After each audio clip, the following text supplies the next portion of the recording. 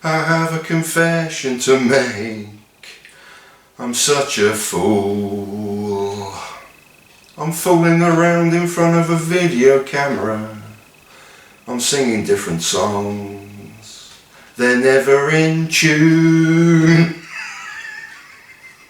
Hello and welcome back to the madness-inducing, the mania-inducing Blackford Book Club and the essential film reviews collection with a film I adore, The Machinist from 2004, directed by Brad Anderson. It's 1:30 AM and I have a confession to make. It's always 1:30 AM when you haven't slept for what seems like an entire year and someone is messing with your mind by leaving post-it notes on your refrigerator.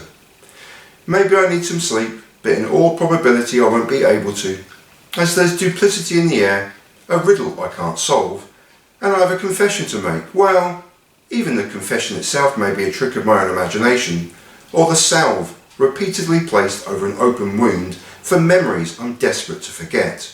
Who knows?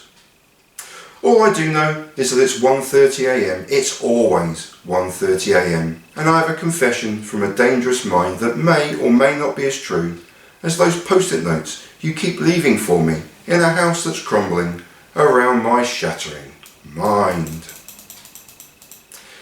As I've traversed the rocky road of life, whenever someone, anyone, be it a current love of my life, a mate, a lifelong friend, or a passing ship in a sleepless night, has asked me whether or not I've seen The Machinist, my stock answer has always been yes I have, and it's an incredible film with a skeletal, anxiety-inducing performance from Christian Bale.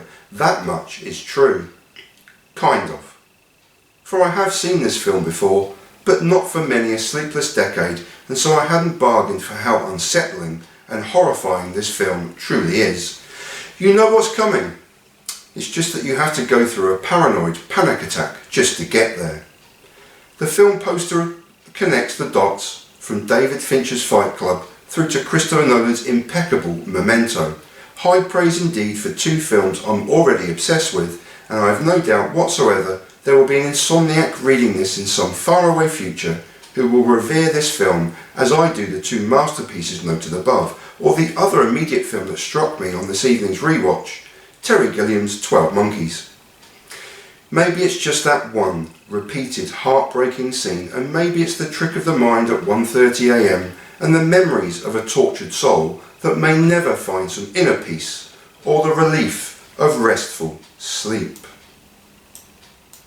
The stories surrounding the film are legion, and I bet all the post-it notes in the world that this has become a cult favourite alongside Nolan's Memento.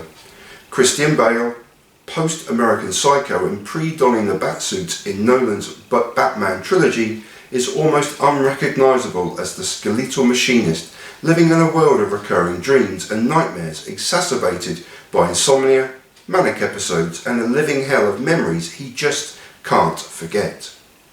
The term skin and bones barely does justice to the shocking figure cut by Bale in a performance that must be as highly regarded as any within his canon of future work, with the same compliment reserved for co-star Jennifer Jason Leigh, a decade on from Single White Female and a decade before stealing everyone's thunder in Quentin Tarantino's The Hateful Eight.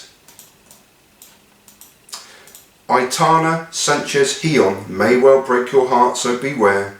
Be careful of the devil on your shoulder too, the literary works of Dostoevsky, and those damned post-it notes in a film so drained of colour that it almost looks black and white but is rather a dirty pale green, before, like Memento, the film switches to a warmer, brighter, colourful glow.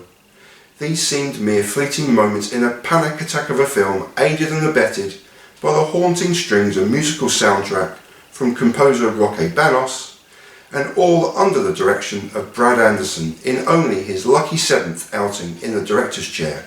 I had seen The Machinist before, I just hadn't appreciated how blooming fantastic it was. Sleep well. And that was The Machinist from 2004, directed by Brad Anderson, and a film I highly, highly recommend to you. And I now leave you in peace and in solidarity. And I truly and sincerely thank you for watching this surreal madness. Peace everyone.